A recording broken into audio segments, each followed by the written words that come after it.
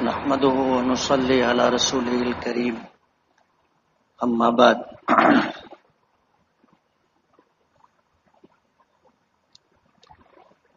دعا النبي صلى الله عليه وسلم اللهم اعز الاسلام باحب هذين الرجلين اليك بعمر بن الخطاب وعمر بن هشام او کما قال رسول اللہ صلی اللہ علیہ وسلم۔ بزرگان محترم اور عزیز دوستو، میں نے نبی کریم صلی اللہ علیہ وسلم کی ایک دعا کے الفاظ نقل کیے ہیں۔ حضور پاک صلی اللہ علیہ وسلم نے مشرکین مکہ کی زیادتیاں، سختیاں اور بے شمار اذیت اور تکالیف کے دوران آپ نے یہ دعا کی تھی۔ مکے میں دو لوگ تھے جن کا زور تھا، جن کی چلتی تھی، جن کی جرأت، بہادری، جن کی عمارت، حکومت سے لوگ ڈرا کرتے تھے، خوفزدہ رہتے تھے۔ ایک کے پاس حکومت و اقتدار تھا، وہ ابو جہل تھا جس کا نام عمرو تھا، باپ کا نام ہشام تھا۔ اور دوسرے شخص تھے جن کے پاس جرأت، قوت اور بہادری تھی، ان کا نام عمر تھا اور والد کا نام خطاب تھا۔ ان دونوں کے دبدبے اور ان دونوں کے اقتدار، حکومت، جرأت اور بہادری کی وجہ سے مکے کے لوگ اگر ایمان بھی قبول کرتے تھے تو اپنے ایمان کا اظہار نہیں کرتے تھے۔ ایمان قبول کرنے کے بعد اپنے ایمان کو چھپا کر کے رکھتے تھے، کسی پر ظاہر نہیں کرتے تھے، نہ گھر والوں کو پتا ہوتا تھا، نہ باہر کے لوگوں کو خبر ہوتی تھی، اور ڈر انہی دونوں کا ہوا کرتا تھا۔ اللہ کے رسول صلی اللہ علیہ وسلم بھی اور آپ کے صحابہ ان کی ظلم و زیادتی کے اندیشے کے پیش نظر بندی کے دن گزارا کرتے تھے۔ مسجد الحرام سے رکھ کر کے حضرت ارقم رضی اللہ تعالی عنہ کا مکان تھا، مکان کشادہ تھا، تو حضور پاک صلی اللہ علیہ وسلم اور دیگر ایمان قبول کرنے والے صحابہ خاموشی کے ساتھ وہاں اکٹھے ہوا کرتے تھے۔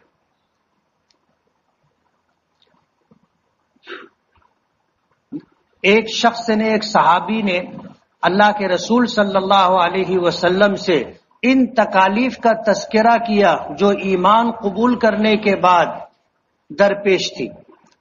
رات کا وقت تھا، اللہ کے رسول صلی اللہ علیہ وسلم نے دعا کی کہ اللہ اسلام کو عزت عطا فرما، اسلام کو طاقت اور قوت عطا فرما۔ ان دو شخصوں میں سے جو شخص آپ کے نزدیک محبوب اور عزیز ہو، ایک عمر ابن الخطاب اور ایک عمر ابن ہشام۔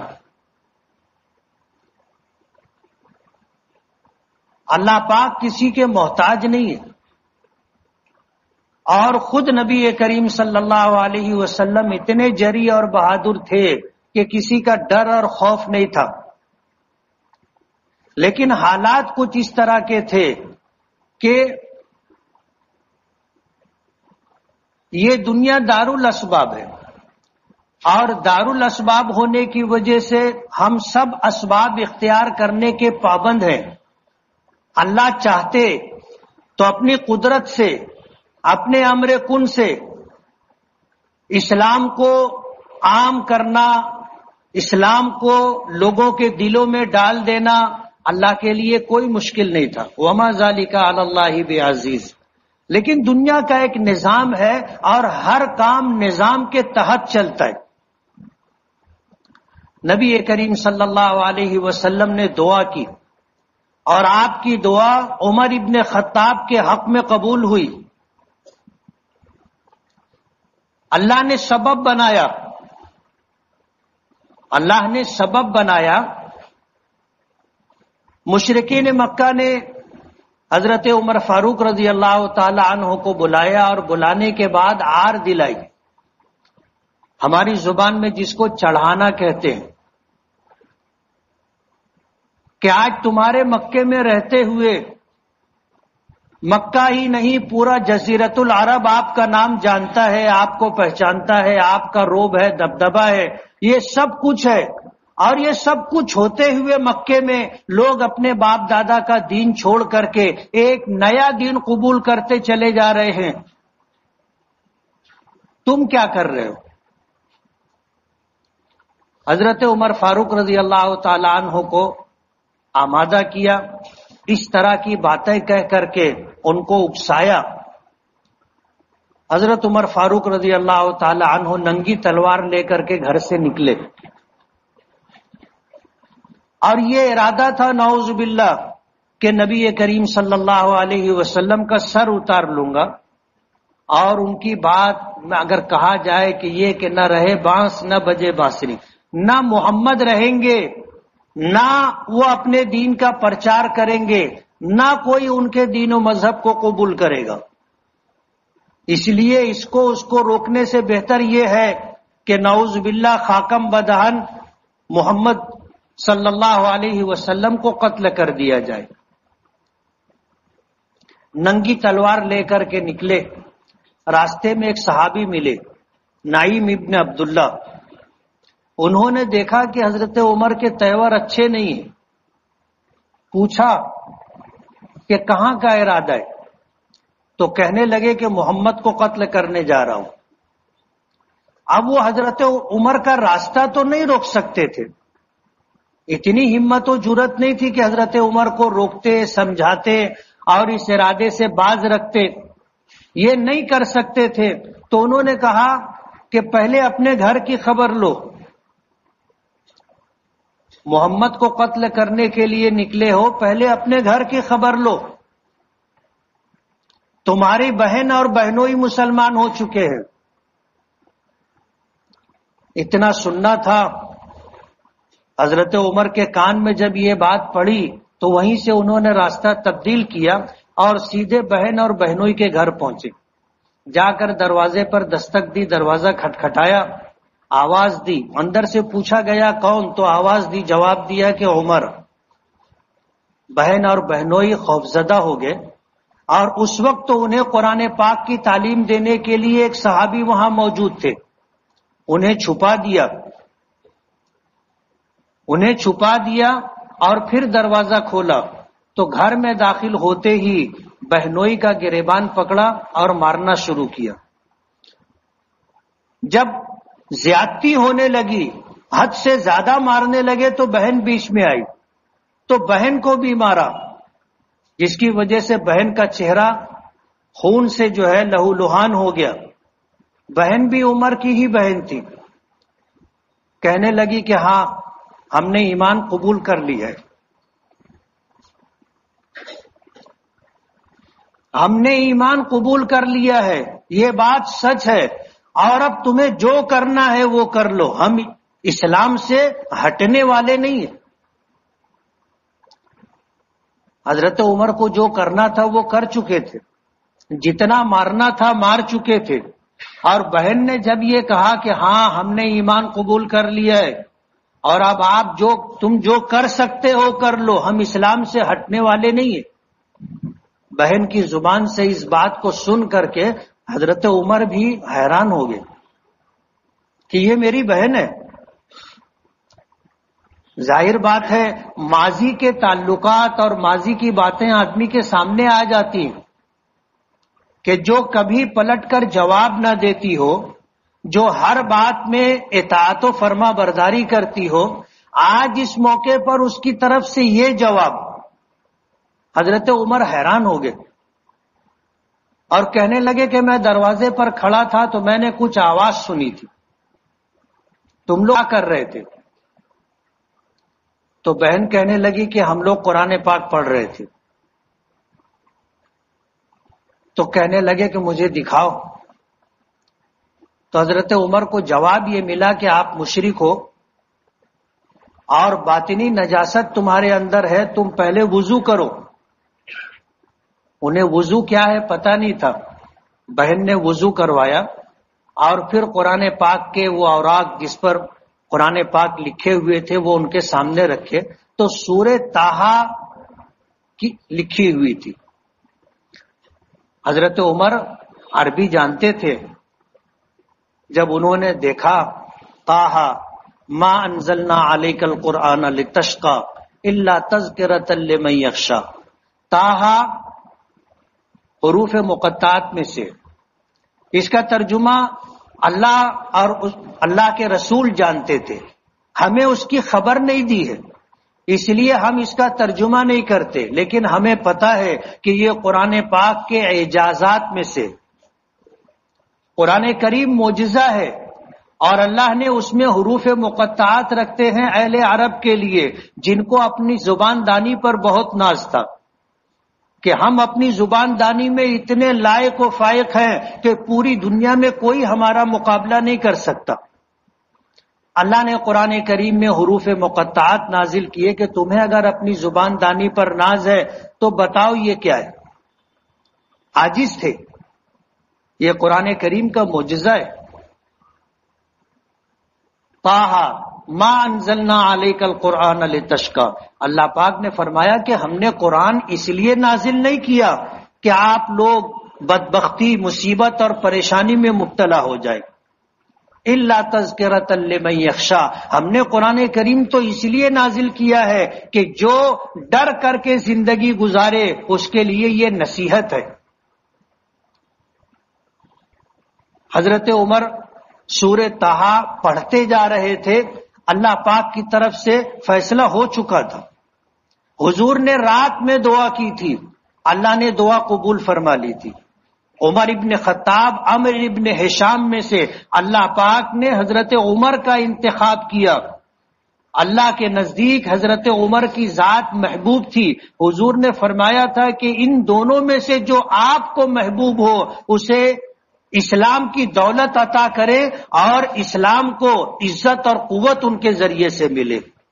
اللہ نے عمر ابن خطاب کے حق میں دعا قبول کر لی تھی۔ سورہ طٰہٰ کے الفاظ پڑھتے جا رہے تھے، قرآن کریم ان کے دل میں اترتا جا رہا تھا۔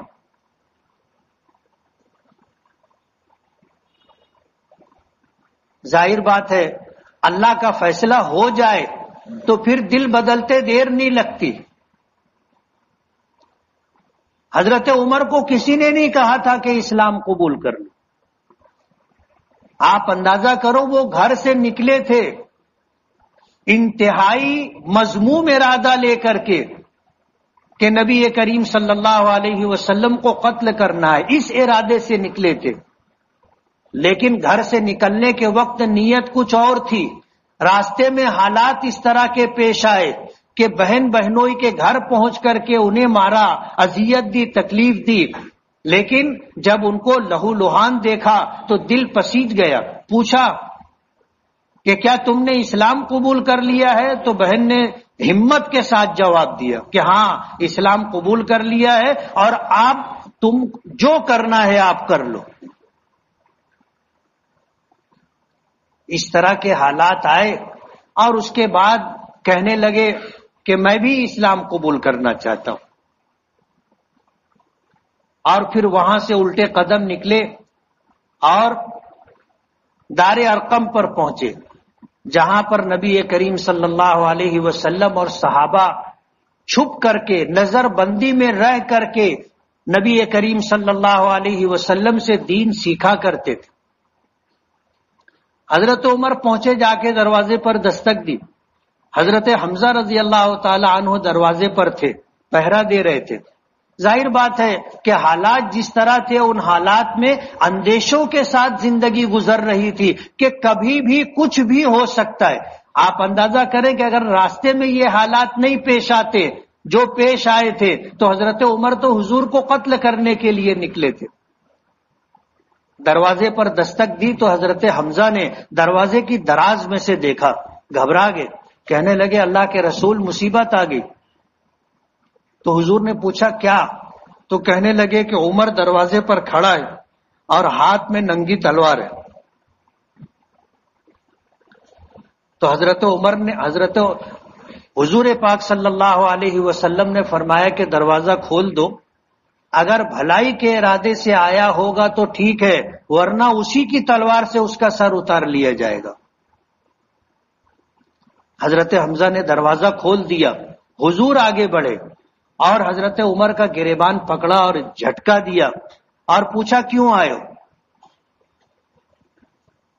کیوں آئے ہو؟ تو حضرت عمر نے جواب دیا رضاکار بننے کے لیے آیا ہوں، اسلام قبول کرنے کے لیے آیا ہوں۔ یہ سننا تھا کہ جتنے لوگ وہاں پر تھے سب کی زبان سے اللہ کی کبریائی کے الفاظ نکلے، سب نے بآواز بلند کہا اللہ اکبر۔ ہماری شریعت کا ہمیں حکم ہے کہ اگر ہمارے سامنے کوئی بڑی چیز آئے جس کی بڑائی سے ہم متاثر ہو سکتے ہیں اور ہم کہہ سکتے ہیں کہ یہ کیا ہے، حیرت اور تعجب کے ساتھ، تو اس موقع پر ہمیں حکم ہے کہ اللہ اکبر کہنا چاہیے۔ آگ لگے بڑی آگ، ہم کہتے ہیں اللہ اکبر، سیلاب آئے ہم کہتے ہیں اللہ اکبر، طوفان آئے ہم کہتے ہیں اللہ اکبر۔ کوئی حیرت اور تعجب کی بات، کوئی بڑا مارکا ہمارے سامنے ہو تو ہم اللہ کی کبریائی بیان کرتے کہ کائنات کی کوئی شے اللہ سے بڑی نہیں، سب سے بڑے اللہ ہیں اور سب سے بڑی ذات اللہ کی۔ حضرت عمر کا اسلام قبول کرنا لوگوں کے لیے بڑی حیرت کی بات تھی، جن کے ڈر، دبدبے اور خوف کی وجہ سے لوگ اپنے ایمان کو ظاہر نہیں کرتے تھے، وہی شخص ایمان قبول کرنے کے لیے در دولت پر آیا تھا۔ لوگوں نے بآواز بلند اللہ اکبر کہا، مکے کے لوگوں تک یہ آواز پہنچ گئی۔ جن لوگوں نے رات میں اکسایا تھا اور حضور کو نعوذ باللہ قتل کرنے کے لیے ورغلایا تھا، وہ انتظار میں تھے کہ خبر آئے گی۔ عمر ماننے والے نہیں ہیں، لیکن خبر تو کچھ اور آئی۔ حضرت عمر قتل کرنے کے لیے گئے تھے اور خود ہی جا کر کے حلقہ بگوش اسلام ہو گئے۔ حضرت عمر نے اسلام قبول کیا، اسلام قبول کرنے کے بعد کہنے لگے نماز کا وقت آیا، تو کہنے لگے کہ اللہ کے رسول، کیا اللہ کی نماز اللہ کے گھر میں نہیں پڑھی جائے گی؟ تو حضور نے جواب دیا تیری قوم نہیں پڑھنے دیتی۔ مشرکین مکہ ہمیں نماز نہیں پڑھنے دیتے، حضور نے جواب دیا عمر تیری قوم نہیں پڑھنے دیتی۔ مورخین لکھتے ہیں کہ حضرت عمر نہیں پڑھنے دیتے تھے، لیکن حضور نے یہ جواب نہیں دیا کہ عمر تم نہیں پڑھنے دیتے تھے۔ یہ ہمارے مذہب کی تعلیم ہے کہ اگر کوئی اپنا ماضی چھوڑ دے، اپنا ماضی فراموش کر دے اور پھر زندگی میں تبدیلی آ جائے تو اسے ماضی کا تانا نہیں دیا جائے گا، ماضی کا حوالہ دے کر اسے تانا اور نہیں دیا جائے گا، اسے شرمندہ نہیں کیا جائے گا۔ ہم لوگوں کی عادت ہے، ہم لوگ کہتے ہیں 100 چوہے کہا کہ حج کرنے چلی، یعنی آدمی کو ماضی کا تانا دیا جاتا ہے۔ کبھی اس نے کہا کہ چل بھائی نماز پڑھ لے، بولے ہاں بہت نماز پڑھتا تھا، ہم لوگ کو معلوم ہے۔ یہ اسلام کی تعلیم کے خلاف ہے۔ جب آدمی اپنا راستہ بدل لیا، زندگی میں تبدیلی آ گئی، تو اس کو ماضی کا حوالہ نہیں دیا جائے گا۔ حضور نے یہ نہیں کہا کہ عمر تم نہیں نماز پڑھنے دیتے تھے، جواب یہ دیا کہ عمر تیری قوم نہیں نماز پڑھنے دیتی۔ تو حضرت عمر نے جواب دیا کہ اللہ کے رسول میں آگے چلتا ہوں، دیکھتا ہوں کون مائی کا لال ہے جو آپ کو نماز پڑھنے سے روکے گا۔ حضرت عبداللہ ابن مسعود فرماتے ہیں کہ حضرت عمر فاروق رضی اللہ تعالی عنہ کا اسلام قبول کرنا ہماری فتح تھی اور ان کی عمارت ہمارے لیے رحمت تھی۔ حضرت عمر کے متعلق آتا ہے، حضرت عبداللہ ابن مسعود فرماتے ہیں کہ اول من فتح باب الکعبۃ عمر، کہ سب سے پہلے مسلمانوں کے لیے مسجد حرام کا دروازہ اگر کسی نے نماز کے لیے کھولا تھا تو وہ عمر ابن خطاب تھے. سب سے پہلے حضرت عمر ابن خطاب کی وجہ سے، قبول اسلام کی وجہ سے لوگوں نے اللہ کے گھر میں نماز پڑھنی شروع کی، ورنہ کوئی حرم میں نماز نہیں پڑھتا تھا. حضرت عمر نے مسلمانوں کے لیے مسجد حرام کا دروازہ کھلوایا تھا. اول من فتح باب الکعبۃ عمر، سب سے پہلے جس نے مسجد حرام کا دروازہ مسلمانوں کے لیے نماز کے لیے کھلوایا وہ حضرت عمر تھے. وَأَوَّلُ مَنْ آمَنَ عَلَانِيَةً عمر، جس وقت مسجد میں پہنچے تو اعلان کیا. آپ سے پہلے 40 مرد اسلام قبول کر چکے تھے، 11 عورتیں اسلام قبول کر چکی تھی، لیکن اپنے اسلام کو ظاہر نہیں کیا تھا، اپنے تبدیلی مذہب اور اسلام قبول کرنے کو مخفی رکھا تھا. حضرت عمر تھے، سب سے پہلے اعلان کیا. مسجد حرام میں آئے، مطاف میں کھڑے ہو کر کے اعلان کیا کہ ایمان قبول کر لیا. باپ دادا کا دین چھوڑ کر کے مذہب اسلام کا اتباع پیروی کرنا قبول کر چکا ہوں، اعلان کیا. کسی کی ہمت نہیں ہوئی کہ حضرت عمر کی طرف بڑھتے یا ہاتھ اٹھاتے. ایک وقت آیا مکے سے لوگوں نے مکے والوں کی زیادتی کی وجہ سے ہجرت کرنی شروع کر دی. خود نبی کریم صلی اللہ علیہ وسلم اور حضرت ابو بکر نے رات کے اندھیرے میں مکے سے نکلنے کا فیصلہ کیا. دوپہر کے وقت حضور حضرت ابو بکر صدیق کے گھر پر گئے اور جانے کے بعد اپنی ہجرت کی خبر دی. حالانکہ حضور کے ہجرت کرنے سے پہلے 3 یا 4 مہینہ پہلے حضرت ابو بکر نے مکہ چھوڑ دیا تھا اور نکل گئے تھے. کافی آگے جانے کے بعد یمن کے راستے میں ادھر سے ایک قافلہ آ رہا تھا جس میں مکے کے ایک قبیلے کے سردار بھی تھے. انہوں نے پوچھا کہ ابو بکر کہاں جا رہے ہو؟ کہنے لگے میں نے مکہ چھوڑ دیا ہے مکے والوں کی زیادتی اور ظلم کی وجہ سے. تو انہوں نے کہا تھا آپ مکہ واپس چلو، آپ جیسا شخص مکے سے نکالا نہیں جا سکتا. حضرت ابو بکر مکے والوں کے لیے چیف جسٹس کی حیثیت رکھتے تھے، چیف جسٹس کی حیثیت. قاضی القضات تھے، خوشحال لوگوں میں تھے. مکہ اور اہل عرب میں جن کی بات سنی اور مانی جاتی تھی، ہجرت کے لیے نکل چکے تھے. راستے سے ابن الدغنا نامی ایک قبیلے کے سردار نے ان کو پوچھا کہا کہ میں نے مکہ چھوڑ دیا ہے. کہاں جاؤ گے؟ جہاں جگہ ملے گی، اللہ جہاں لے جائے گا وہاں جاؤں گا. واپس لائے، نہیں آپ جیسا شخص مکے سے نکالا نہیں جا سکتا. اور پناہ دی. اہل عرب کا دستور تھا اگر کسی نے بستی چھوڑ دی اب بستی میں نہیں آ سکتا. حضرت ابو بکر کو جب لانا تھا تو ابن الدغنا نے پناہ دی، کہا کہ میں ذمہ دار. اپنے قبیلے کے تمام نوجوانوں کو تلوار کے ساتھ بلایا مکے کے باہر، اور حضرت ابو بکر کو اپنی پناہ میں لے کر کے حرم میں آئے اور مطاف میں کھڑے ہو کر کے اعلان کیا کہ ابو بکر کو میں نے پناہ دی ہے. آج کے بعد اگر کسی نے ابو بکر کے ساتھ تعرض کیا تو پھر ہم اور وہ مقابلہ ہم کریں گے. حضرت ابو بکر کو پناہ دی. حضرت ابو بکر نے دوسری مرتبہ ہجرت کا ارادہ کیا. حضور کی خدمت میں پہنچے اور جا کر کے شکایت کی کہ اللہ کے رسول بہت تنگ آ گیا. تو حضور نے فرمایا کہ انتظار کرو، ہو سکتا ہے مجھے بھی ہجرت کی اجازت مل جائے.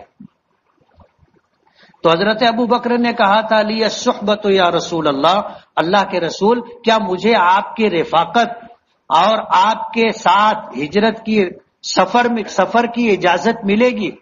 تو حضور نے فرمایا ہاں۔ حضرت ابو بکر گھر گئے، 2 اونٹنی بازار سے خریدی اور پھر ان 2 اونٹنیوں کو ببول کے پتی اور دیگر چارے کھلا کر کے لمبے سفر کے لیے تیار کیا کہ جس دن اللہ کے رسول کو اجازت ملے گی تو ہم یہاں سے نکل جائیں گے۔ اور قصہ مختصر یہ کہ حضور نے دوپہر کے وقت حضرت ابو بکر کے گھر پر آپ پہنچے اور جانے کے بعد انہیں خبر دی کہ مجھے ہجرت کی اجازت مل گئی ہے۔ تو رات کے اندھیرے میں یہ دونوں ساتھی مکے سے نکلے، پیدل مکے سے نکلے اور غار ثور پہنچے۔ 3 دن 3 راتیں غار ثور میں گزاری۔ حضرت ابو بکر کے بیٹے حضرت عبد الرحمن بکریاں چرانے کے لیے آتے تھے غار ثور کے آس پاس، تو وہاں کی دن رات کی خبر دیا کرتے تھے کہ رات میں مکے والوں نے کیا مشورہ کیا ہے، کیا بات چیت کی۔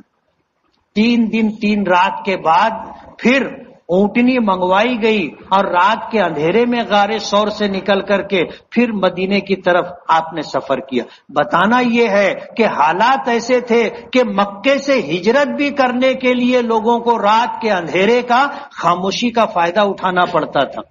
حضرت عمر کو ہجرت کرنی تھی، حرم میں آئے، مطاف میں اعلان کیا کہ مدینہ جا رہا ہوں، حضور کے قدموں میں مدینہ جا رہا ہوں، اور اعلان کیا کہ جس کو اپنی بیوی کو، بیوہ اور بچوں کو یتیم کرنا ہو وہ آ کر میرا راستہ روکے۔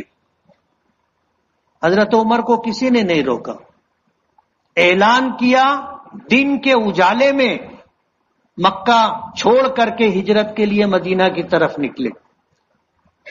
کہا گیا اولو من ہاجر علانیتاً عمر، سب سے پہلے جس نے علل اعلان ہجرت کی تھی وہ حضرت عمر تھے۔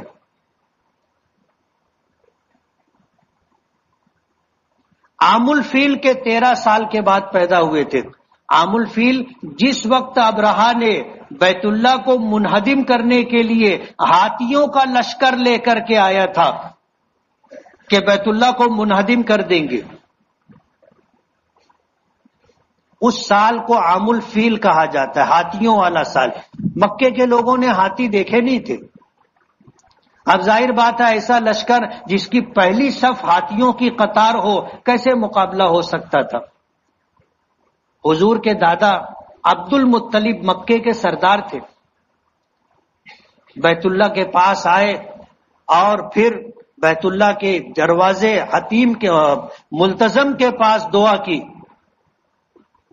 کہ اے اس گھر کے مالک، تیرے گھر کی حفاظت آج تک ہم نے کی، اب ہم میں تیرے گھر کی حفاظت کی طاقت نہیں ہے، اپنے گھر کی حفاظت تو فرما۔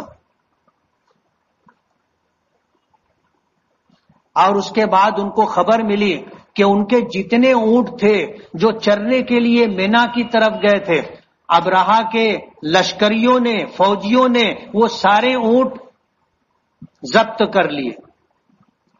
یہ مکے کے سردار تھے، اللہ نے وہ وجاہت عطا کی تھی کہ دیکھنے سے تعلق رکھتی تھی۔ ابرہا کے پاس پہنچ گئے، مکے کے سردار تھے، تو ابرہا نے یہ سمجھا کہ یہ شاید مجھ سے یہ گزارش کرنے آئے ہوں گے کہ آپ مکے پر حملہ نہ کریں، آپ بیت اللہ کے ساتھ کوئی تعرض نہ کریں۔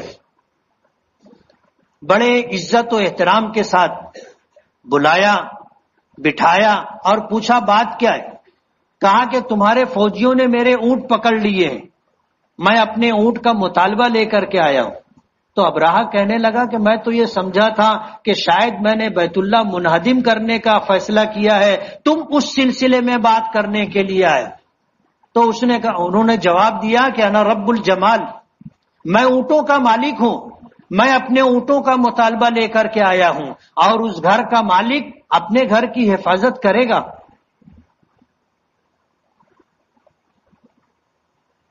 اور اس کے بعد جو ہے اپنے اونٹ لے کر کے واپس آئے۔ مکے کے لوگوں نے مکہ خالی کر دیا تھا۔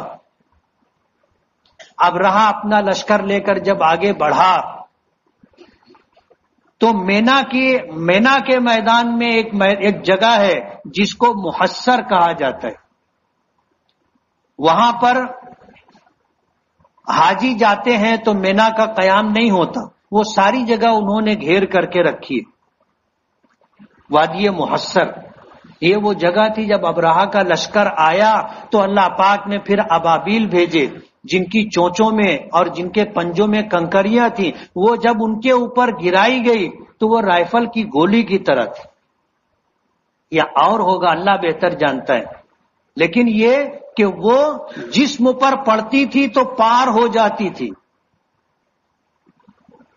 بھگدڑ مچ گئی۔ وہ ہاتھی جو آگے بڑھ رہے تھے، اب جب یہ حادثہ پیش آیا تو وہ پیچھے کی طرف بھاگنا شروع کیے۔ اسی وادی محصر تک پہنچے تھے تو ابرہہ کے لشکر میں جو سب سے بڑا ہاتھی تھا اس نے گھٹنے ٹیک دیے، زمین پر بیٹھ گیا، اٹھانے کی بڑی کوشش کی گئی، اٹھانی، وہاں سے ایک قدم آگے نہیں بڑھا، اللہ نے روک لیا تھا، اور پھر ان کے اوپر جو ہے ابابیل نے کنکریاں برسائی اور پورا لشکر تباہ و برباد ہو گیا۔ ابرہہ بھی ایسا زخمی ہوا تھا کہ وہ یمن واپس زندہ نہیں آ سکا، راستے میں اس کی موت ہو گئی۔ وہ سال عام الفیل کہلاتا ہے، اس کے 13 سال کے بعد حضرت عمر کی پیدائش ہوئی تھی۔ حضور سے عمر میں تقریباً 13 سال سے زیادہ چھوٹے تھے۔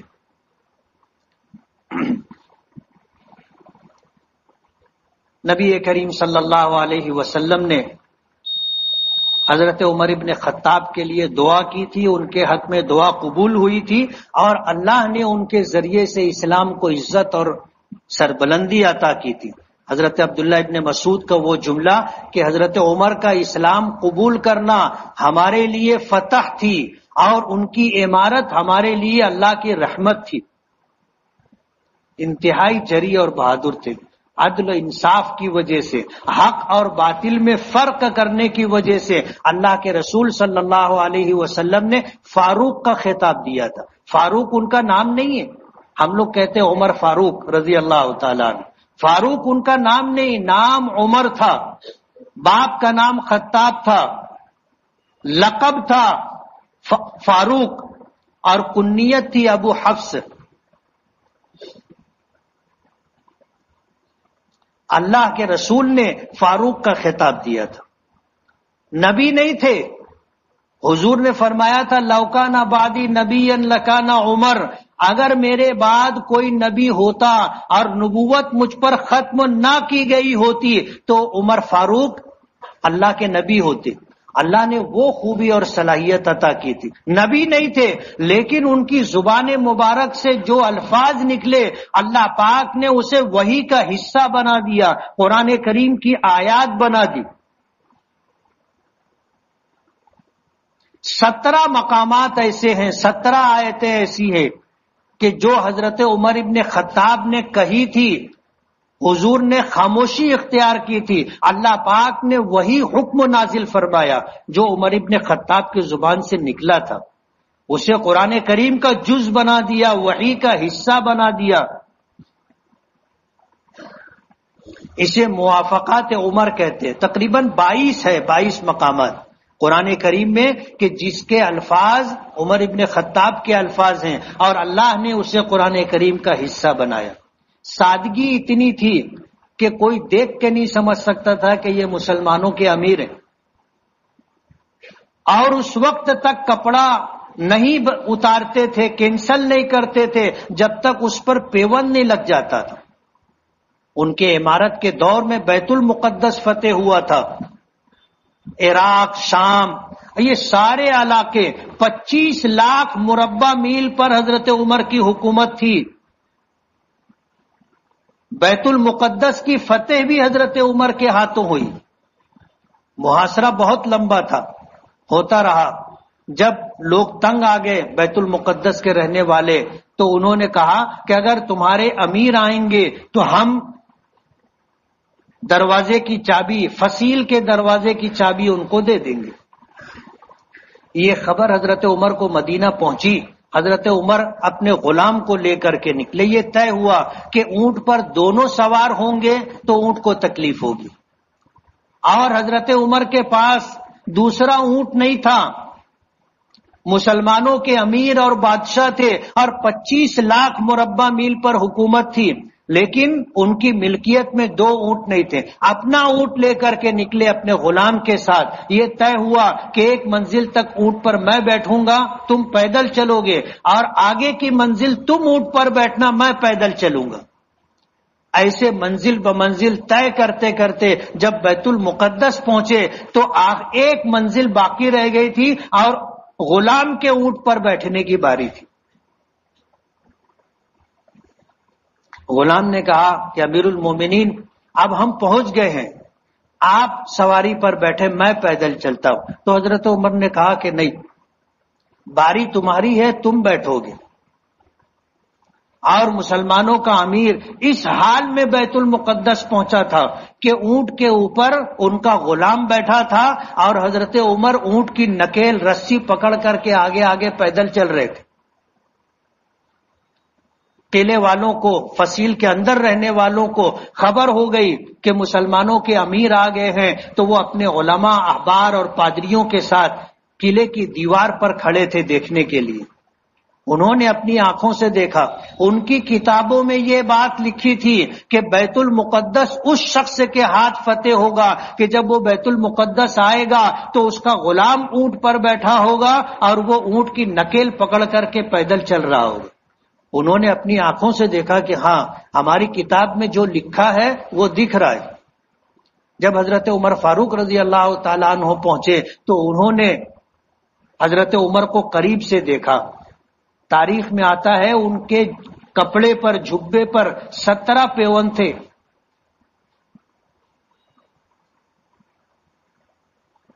ایک دو نہیں، 17 پیون تھے. تو ان کے علماء نے آ کر کے گنا تو 16 تو ان کو دکھ گئے، ایک پیون نہیں دکھا. تو حضرت عمر فاروق نے پوچھا تم کیا گن رہے ہو؟ وہ کہنے لگے تمہارے کپڑے پر پیون. کہا کتنے پیون ہیں؟ کہا کہ 16 ہے. ایک اور ہماری کتابوں میں لکھا ہے کہ 17 پیوند ہوں گے. کتابوں میں آتا ہے حضرت عمر نے اپنا ہاتھ ایسے اٹھایا تو ایک پیوند جو تھا وہ بغل میں کپڑے میں تھا، جو بغل میں چھپا ہوا تھا. اور 17 پیوند میں سے کچھ پیوند ایسے تھے جو چمڑے کے تھے، کپڑے پر چمڑے کا پیوند لگا تھا. انہوں نے بیت المقدس کی چابی دے دی. انتہائی متواضع، منکسر المزاج، آپس کے معاملات میں انتہائی نرم، لیکن دین کی بات آتی تھی تو ان سے زیادہ سخت کوئی نہیں ہوتا تھا. غزوہ بدر کے موقع پر جب اللہ نے مسلمانوں کو فتح عطا کی اور مکے کے لوگ 70 مارے گئے، 70 گرفتار ہوئے، تو حضور نے مشورہ کیا تھا کہ کیا کرنا چاہیے ان قیدیوں کے بارے میں. تو حضرت ابوبکر صدیق نے کہا تھا کہ اللہ کے رسول فدیہ لے کر کے ان کو آزاد کر دینا چاہیے، آزادی کی قیمت لے کر کے ان کو آزاد کر دینا چاہیے. آج ہم ضرورت مند ہیں، ان کا دیا ہوا آزادی کے بدلے میں فدیہ ہمیں کام آئے گا. ان میں جو پڑھنا لکھنا جانتا ہو وہ ہمارے 10 بچوں کو پڑھنا لکھنا سکھا دے تو اس کو آزاد کر دیں گے. حضور نے حضرت عمر سے پوچھا کہ عمر تمہاری کیا رائے؟ حضرت عمر نے کہا کہ اللہ کے رسول میری رائے یہ ہے کہ اس میں جو میرا ہو رشتہ دار میرے حوالے کرے. فلاں ابو بکر کا بیٹا ہے، فلاں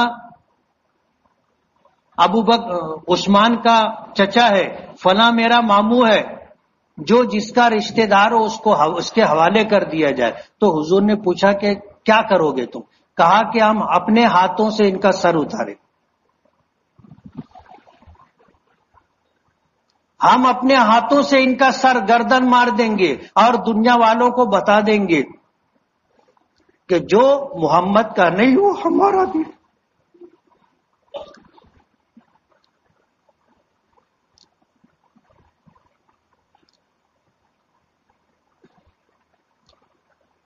اتنے سخت تھے کہ جو محمد کا نہیں وہ ہمارا بھی نہیں. فلاں میرا ماموں ہے میرے حوالے کرے، ہم اپنے ہاتھوں سے ان کا سر اتاریں گے اور قیامت تک آنے والے انسانوں کو یہ پیغام دیں گے.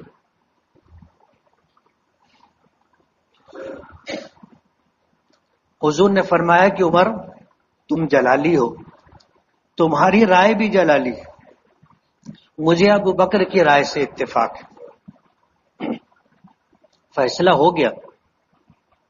اللہ کو یہ فیصلہ پسند نہیں آیا. یہ فیصلہ جو حضرت ابو بکر کی رائے پر حضور نے لیا تھا اللہ کو پسند نہیں آیا. قرآن کریم میں آیت نازل ہوئی، ما کان لنبی ان یکون لہ اسری حتی یسخن فی الارض. وہی نازل ہوئی کہ اے نبی تیرے فیصلے سے ہم کو اتفاق نہیں، یہ مناسب فیصلہ نہیں ہے. ہونا یہ چاہیے تھا کہ یہ دشمنوں کے سرغنہ، اسلام اور اللہ اس کے رسول کے دشمن ہیں اور ان کے سرغنہ ہیں، ان کا سر اتارا جاتا اور ان کے خون سے زمین رنگین ہوتی. اور یہ حضرت عمر کی رائے تھی جو اللہ کو پسند آئی تھی. حضور رونے لگے. حضور رونے لگے اور کہا، فرمایا حضور نے کہ میں مدینے کے آسمان پر اللہ کا عذاب دیکھ رہا ہوں. مدینے کے آسمان پر اللہ کا عذاب دیکھ رہا ہوں. اگر میں نے مشورے سے یہ فیصلہ نہیں کیا ہوتا تو اللہ کا عذاب آ جاتا، لیکن مشورے کی برکت سے اللہ نے عذاب روک دیا، ورنہ میں مدینے کے آسمان پر اللہ کا عذاب دیکھ رہا ہوں. یہ حضرت عمر کی رائے تھی جو اللہ پاک نے قرآن کریم میں آیت کا درجہ دیا اور وہی کا حصہ بنایا. ایسے موافقات عمر 22 ہیں. یکم محرم الحرام حضرت عمر فاروق رضی اللہ تعالیٰ عنہ کی یوم شہادت. 10 محرم الحرام کو حضرت حسین رضی اللہ تعالیٰ عنہ شہید کیے گئے تھے، اور 1 محرم حضرت عمر کی شہادت. ہوا یہ تھا کہ ایک پارسی غلام نے آ کر کے اپنے آقا کی شکایت کی تھی کہ یہ مجھ سے روزینہ زیادہ لیتا ہے، یعنی روزانہ جو میں کما کر کے لاتا ہوں یہ مجھ سے زیادہ ڈیمانڈ کر کے لیتے. تو حضرت عمر نے پوچھا تھا تم کام کیا کرتے ہو؟ کہا کہ میں چکی بناتا ہوں. تو حضرت عمر نے کہا کہ جو روزینہ تم سے لیا جا رہا ہے وہ زیادہ نہیں. تو اس نے حضرت عمر کو دھمکی دی تھی اور یہ کہا تھا کہ تمہارے لیے ایک ایسی چکی بناؤں گا جس کی آواز پوری دنیا میں سنائی دے گی. تو حضرت عمر نے فرمایا کہ یہ مجھے دھمکی دے رہا ہے. فجر کی نماز میں وہ اپنے آپ کو چادر میں چھپا کر کے آیا اور پہلی صف میں مصلی کے قریب کھڑا رہا. حضرت عمر فاروق امامت کر رہے تھے تو اس نے جو ہے نماز کی حالت میں آپ کے اوپر حملہ کیا اور زہریلے خنجر سے آپ کے اوپر پے در پے کئی وار کیے. حضرت عمر گر گئے. حضرت عبد الرحمن ابن عوف آگے بڑھے، مصلی پر کھڑے ہو کر کے نماز پوری کی، اور اس کے بعد یہ دیکھا گیا کہ ہوا کیا ہے. تو مارنے والا بھاگنا چاہتا تھا، لیکن جو لوگ حضرت عمر کے زخمی ہونے پر بھگدڑ کا شکار نہیں ہوئے تو اس کو بھاگنے کی جگہ کہاں سے ملتی. اس نے لوگوں کو مارنا شروع کیا، کئی لوگ زخمی ہوئے. پھر ایک شخص نے اس کے اوپر کمبل ڈال دیا، پھر اس کے بعد اسے پکڑا گیا. حضرت عمر فاروق رضی اللہ تعالیٰ عنہ کو جب زخمی حالت میں گھر لایا گیا تو انہوں نے پوچھا کہ مجھ پر حملہ کرنے والا کون؟ تو بتایا کہ فلاں مجوسی غلام ہے. تو کہا الحمدللہ اللہ نے میری موت کسی مسلمان کے ہاتھ سے نہیں رکھی، مجھے مارنے والا غیر مسلم مجوسی ہے. پیٹ پر ایسا زخم تھا کہ جو بھی کھلایا پلایا جاتا تھا سب باہر آ جاتا. حضرت عمر فاروق رضی اللہ تعالیٰ عنہ کی جب طبیعت بگڑی تو حضرت عائشہ رضی اللہ تعالیٰ عنہ کے پاس اپنے بیٹے عبداللہ ابن عمر کو بھیجا کہ جاؤ سلامت اس کی تدفین. حضور کا حجرہ مبارکہ جو تھا حضرت عائشہ کا، وہاں پر حضور کی قبر تھی، اور اس کے بعد حضرت ابو بکر کی خلافت ختم ہوئی، ان کی قبر تھی، ایک قبر کی، دو قبروں کی جگہ باقی تھی. تو حضرت عمر نے یہ خواہش ظاہر کی کہ میں اپنے دونوں ساتھیوں کے ساتھ دفن ہونا چاہتا ہوں. تو حضرت عائشہ رضی اللہ تعالی عنہا نے کہا تھا کہ یہ جگہ میں نے اپنے لیے رکھی تھی، یہ جگہ میں نے اپنے لیے رکھی تھی، لیکن میں اپنے اوپر عمر کو ترجیح دیتی ہوں. حضرت عبداللہ واپس آئے، جب واپس آئے تو حضرت عمر ان کی طرف دیکھ رہے تھے کہ کیا جواب ہے. تو انہوں نے آ کر کہا کہ ابشر یا امیر المومنین، کہ امیر المومنین آپ خوشخبری سنیں. حضرت عائشہ نے اجازت دے دی. تو اسی وقت حضرت عمر نے کہا تھا، اسی وقت یہ بات کہی تھی کہ جب میرا انتقال ہو جائے گا تو میرا جنازہ لے کر کے جانا اور حجرے کے باہر رکھنا اور حضرت عائشہ ام المومنین سے دوبارہ اجازت لینا. ہو سکتا ہے میری زندگی میں میری رعایت کر کے انہوں نے اجازت دی، میرے انتقال کے بعد دوبارہ اجازت لینا. جنازہ لایا گیا، حضرت عائشہ سے پوچھا گیا،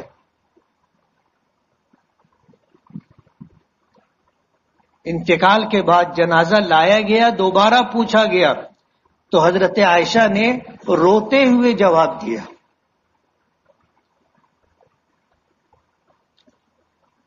اجازت دی اور یہ کہا کہ یہ جگہ میں نے اپنے لیے رکھی. تو یکم محرم الحرام حضرت عمر فاروق رضی اللہ تعالیٰ عنہ کا یوم شہادت ہے. نہیں معلوم ہم لوگوں کو.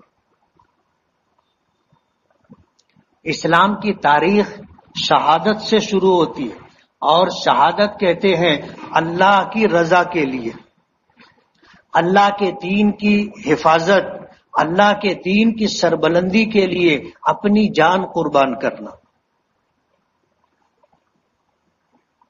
حدیث پاک میں آتا ہے کہ جس شخص نے ان جذبات کے پیش نظر کہ اللہ کی رضا، اللہ کے دین کی حفاظت و صیانت کے لیے جس شخص نے اپنے آپ کو جہاد کے لیے آمادہ اور تیار نہیں کیا، وہ منافق ہے. آج ہم اپنی زندگی پر اگر غور کریں تو ہم میں کا ہر شخص اپنے بارے میں فیصلہ کر سکتا ہے کہ کیا یہ میری نیت یا میرے جذبات ہیں. ہم میں سے کون ایسا ہے جس کے ایسے جذبات ہوں گے کہ میں اللہ کے لیے، اللہ کے دین کے لیے، جہاد کے لیے آمادہ ہو، تیار ہو. ہم نے کبھی سوچا بھی نہیں اور کبھی اس کے لیے اپنے آپ کو آمادہ اور تیار بھی نہیں کیا، اور ہم اپنے آپ کو سچا پکا مسلمان اور مومن سمجھتے، ایمان والا صاحب ایمان سمجھتے. حضور نے فرمایا کہ جو آدمی یہ نیت اور جذبہ نہیں رکھتا ہوگا وہ منافق ہے.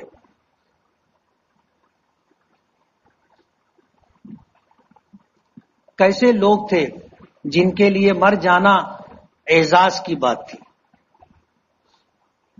حضرت علی سے مرحب نے جب پوچھا تھا کہ تو بچہ ہے اور تو میرے مقابلے میں آیا ہے، میں اکیلا جو ہے 1000 آدمیوں پر بھاری ہوں، 1000 آدمیوں پر، اور تو بچہ ہو کر میرے مقابلے میں آیا ہے، مجھے پہچانتا ہے؟ تو حضرت علی نے جواب دیا تھا کہ ہاں پہچانتا ہوں. پوچھا مجھے پہچانتا ہے؟ میں وہ شخص ہوں جس کو موت زندگی سے زیادہ عزیز ہے. یہ حضرت علی کا جواب تھا کہ میں وہ شخص ہوں جس کو موت زندگی سے زیادہ عزیز ہے. اور اللہ نے حضرت علی کو فتح عطا فرمائی تھی، جیت مقدر فرمائی. جس آدمی سے 1000 آدمی مقابلہ نہیں کر سکتے تھے، حضرت علی نے اس کو جو ہے جہنم واصل کیا تھا اکیلے. یہ جذبہ تھا کہ میں وہ شخص ہوں جس کو موت زندگی سے زیادہ عزیز. یکم محرم الحرام حضرت عمر فاروق رضی اللہ تعالی عنہ کا یوم شہادت. ہم لوگوں کو اپنی زندگی پر ایک نظر ڈالنی چاہیے، تجزیہ کرنا چاہیے، اپنے بارے میں سوچنا چاہیے. ہم سب اس کے ذمہ دار ہیں. اللہ تعالی ہمیں وہی جذبہ جو قرون اولیٰ میں مسلمانوں کا تھا اللہ ہمیں بھی عطا فرمائے، اور اپنے دین کی سربلندی کے لیے، اپنے دین کی حفاظت و صیانت کے لیے اللہ تعالی ہمیں اور ہماری نسلوں کو قبول فرمائے. وآخر دعوانا ان الحمدللہ رب العالمین. جن لوگوں نے سنتیں نہ پڑھی ہوں وہ سنت پڑھ لیں.